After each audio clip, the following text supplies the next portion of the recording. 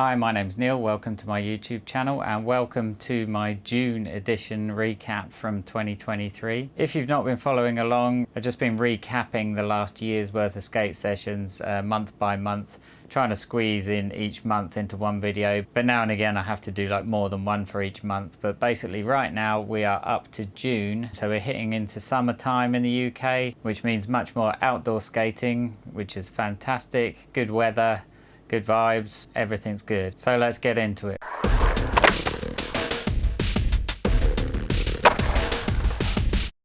So I don't film like every single session that I skate, but the ones that I did started off here with a first session at Crystal Palace. This is a really nice sized concrete bowl, all pool coping, really lovely transitions. There's a deep end that's about 8.5 foot deep, and the final half a foot of that, basically the blue tiles upwards, is vert, so it's nice and steep. The middle pocket is very steep and whippy, and then there's a much mellower, shallow, square end. If you've seen me skate here before, you'll know that I just love to do 50-50 grinds on this coping. I always get some in the shallow end as part of my kind of warm up, and then sometimes try and get some in the middle pocket.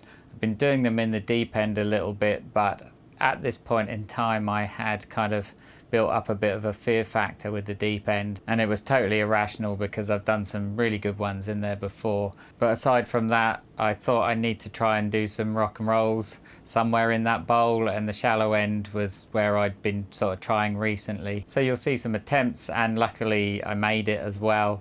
And you'll hear funnily a couple of my friends joking about the fact that if I didn't make it in that one, they were going to delete all my footage because they were just getting tired of watching, I think. And you know, to them it looked like there was nothing different at all that I was doing between the ones I wasn't making and the ones that I was making. And yeah, it was all in my head. Sometimes when I go and put the board over, if I just don't feel balanced properly, or I don't turn correctly, or something just doesn't feel right in my feet, I will jump off. So to them it just looked like I was just jumping off every time, but you know what it's like, there's things in your head that people can't see. So you know, for the sake of their boredom, I'm glad I did actually just get that done in the end and carried on. So let's just check out that footage first.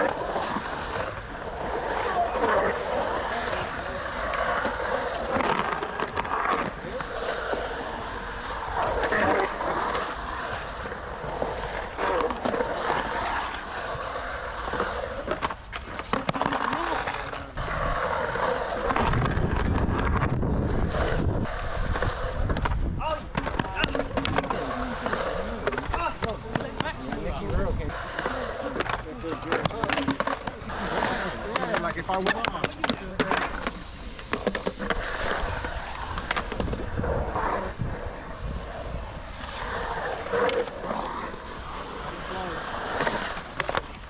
oh, that was the threat. That was the threat. I really want my footage. Is this what it takes? You have to be bullied into doing it. Neil, do you know what you did different then, Neil? Huh? Do you know what you did different? What, I just got a bullying? Nothing. Nothing, exactly. I said to him, if he don't make it, I'm going I to could delete all his footage, I heard you.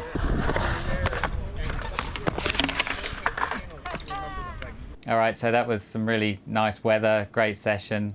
I'm really looking forward to doing that again this summer, so roll on the good weather. The next session I was at my local Bay 66 skate park in the big wooden bowl with very waxy coping, and there I was getting back to business with just really going through the motions of the tricks that I can kind of do. My normal bag of tricks, I pretty much have to just go through all those tricks every session just to keep them in the bag. if I ignore a trick for too long, I'll start losing it. So if you've been watching my videos before, a lot of this stuff will be very familiar, but it just shows you that I'm having to do the same sort of stuff every single session just to keep it in the bag. So I started off with some board slide fakies in the bowl, and bear in mind this coping is incredibly waxed, like not just a little bit, it is thick with wax. So it's a little bit daunting, but once I get my balance about right, things go okay. And as well as the board slide fakies, I also want to try and keep the rock and roll slides in the bag as well, so that's also part of it. Obviously lots of 50/50s because I can do them pretty well. Then of course I've got to throw in lots of rock and rolls because I've worked so hard to get those that I feel like if I lose them it'll be the end of the world.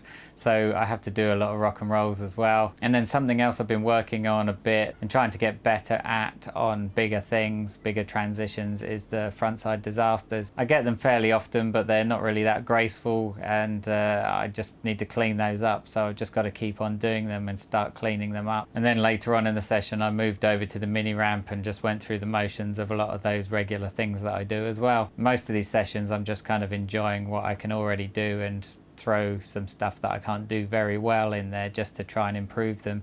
It's all a case of rinse and repeat with these tricks. I just got to keep repeating them over and over again in the hope that eventually they start to get better.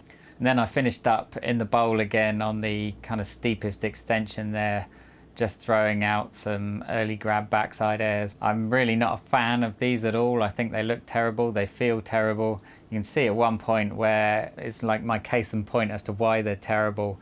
You know, bending down for the early grab, it just sacks all my speed against the wall, and a couple of times I just went nowhere. You know, bending down so early to grab it, it just throws you against the wall rather than going up out the top. So I don't like my technique, don't really enjoy doing them, but I'm keeping doing them because it's mostly about practicing the landing than the actual takeoff. If I can just get better at the landings when I'm actually doing some better airs, the landings hopefully won't feel so alien and I won't have to throw so many away with a bit of luck. So anyway, let's get into that footage and take a look.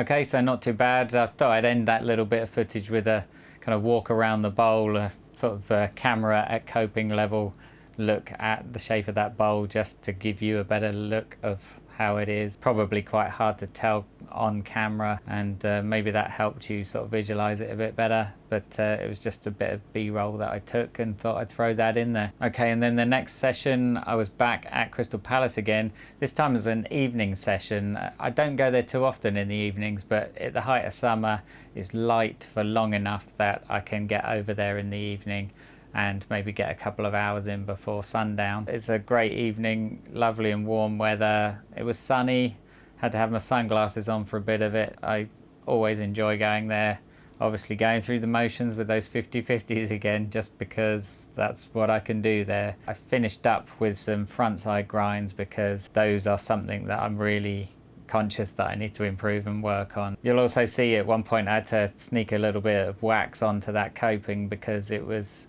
snagging me in the middle section there. It's really steep, really whippy, and when I was trying to go in and 50-50 there, it was kind of snagging a bit too much.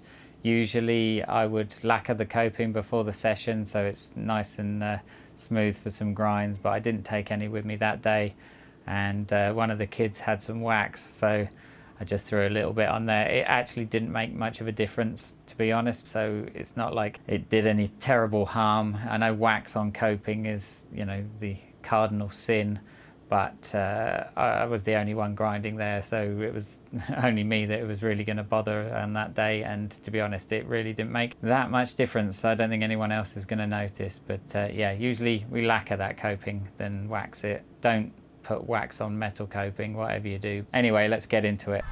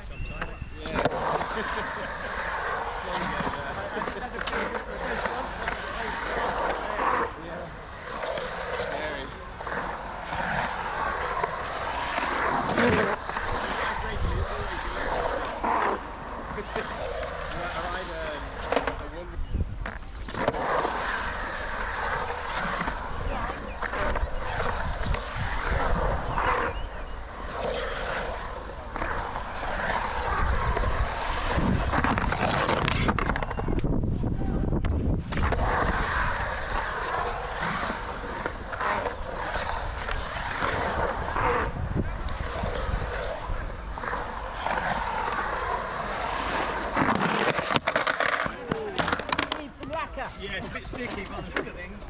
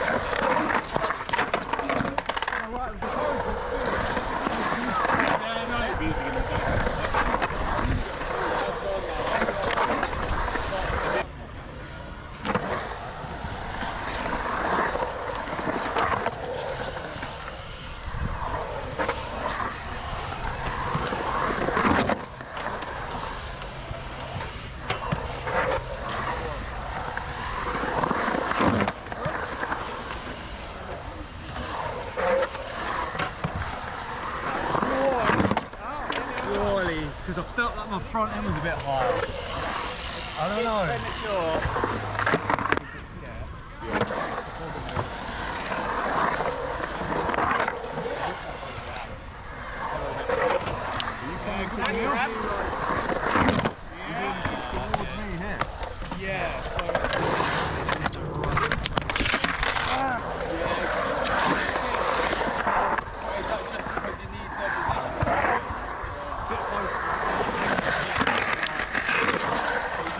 All right, the next session was at Greg Nowick's vert ramp, another one that I like to get to in the good weather. It's down south near Winchester, Southampton kind of way, so south of London. It takes me about 2 hours to drive down there, and sometimes we go on the weekends or an evening session. The weather was good, but it was getting dark. I think this was an evening session or a late afternoon session, so by the end of the session it was really quite dark. But I hadn't been here in a little while, so I went back through the motions of trying to get my 50-50 axle stall, whatever they are, on that ramp. I think it's 12.5 foot, that ramp, so it's bigger than the Skaterum skate park that I usually go to, which is about 10 foot. So this ramp is a lot bigger, but the transition is a lot more spaced out, so it's doesn't feel quite so tight and immediate as the Skaterum ramp. It's got skate light surface on it, so it's really nice and fast. It's fairly grippy on your wheels as well, so you don't really ever slip. More about that in a minute, but yeah, I just had to get back on the horse and try and get some axle stall 50-50s. Got a few rock and rolls, and the rest is like slash grinds and an awful lot of bales. But what you'll see at the end, the last clip, I actually had a pretty bad slam. I kind of I slid out, but it wasn't a slide because my wheels didn't grip. I basically over-rotated a backside kick turn, and in my body, I didn't realize I had over-rotated, but my board had. So my board was kind of going off to one side, and I had a lot of weight on the front truck. So my board was going off to one side. With the weight of my foot on the front truck, it was going off that way, and my body was going that way. So I kind of, did that with the board. My board sort of over-rotated and rolled, and I kind of went straight down. So it was a pretty heavy slam from sort of halfway up the ramp. I think I bashed my head. I had a helmet on obviously, but it still kind of shakes your brain inside your head. So I was a bit dazed, but I wasn't hurt at all. I was just a bit dazed. That was perhaps the universe telling me it was enough for that day and to end the session right there. So I did. Anyway, let's go and have a look at that footage.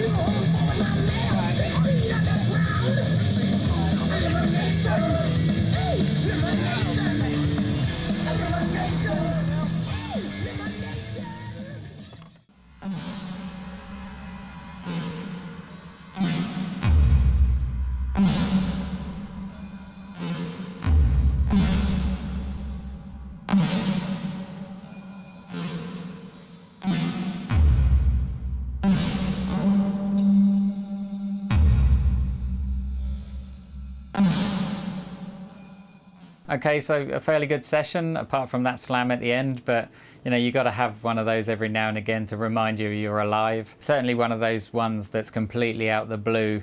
It wasn't like I was trying something unusual. I literally slammed on a kick turn, but it was just bad foot positioning on my board, and I over-rotated my board, but my body didn't go with it. So, you know, you live and learn, and you've just got to pay attention at all times, really. But anyway, moving on to the last session for this video, was another vert session, this time at the backwards ramp, which is a private ramp that belongs to a friend of ours and his private land near Heathrow in London. And I was pretty much going through all the same motions that I did at Greg's ramp on the previous video. So more of the same. This ramp is very slightly different to Greg's. I think it's very slightly higher. So I don't know whether it's 13 foot high or thereabouts. It just feels a bit bigger, a bit steeper. The transition's just a bit different. It's still very wide and very open compared to the Skateroom ramp, but it feels just very slightly different to Greg's. And so, yeah, I think it's slightly more scary, to be honest. The surface is good. It's just ply surface rather than the skate light at Greg's, but it's good. It's all good, and it's nice to get there for an evening session with the crew. We don't get to do that too much, so let's check out that video right now.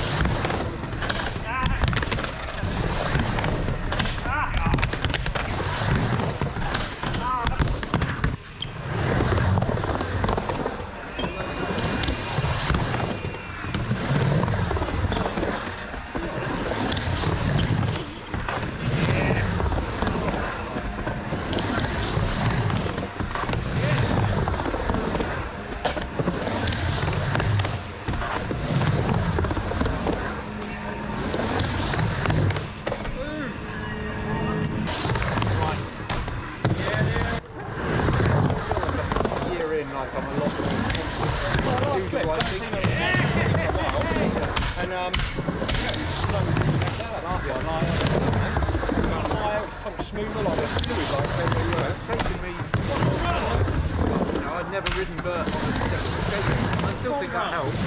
That skateboard makes you understand what you're doing.